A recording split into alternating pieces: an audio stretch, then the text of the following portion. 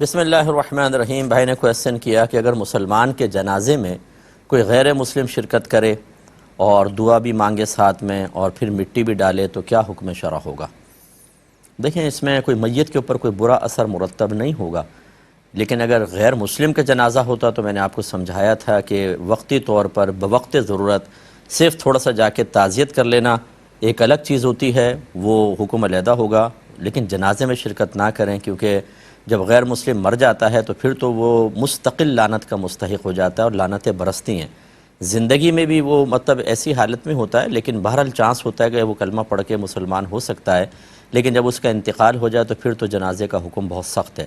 لیکن مسلم کے جنازے پر اللہ کی رحمتیں نازل ہو رہی ہوتی ہیں، دیگر مسلمان دعائے بخشش و مغفرت کر رہے ہوتے ہیں، یہ بھی باعث نزول رحمت ہوتا ہے۔ ایسے میں کسی غیر مسلم کا شریک ہو جانے سے اس پہ کوئی فرق نہیں پڑے گا، اور دعا تو غیر مسلم بھی اللہ سے مانگ سکتا ہے، اگر وہ مانگ رہا ہے تو ہو سکتا ہے اس کی دعا بھی اللہ تعالیٰ قبول فرمائے۔ یہ نہیں ہے کہ غیر مسلم کی دعا ہی قبول نہیں ہوتی، اس کے حق میں ہو سکتا ہے، اور پھر مٹی ڈالنے سے بھی مسلم مردے پہ کوئی فرق نہیں پڑے گا۔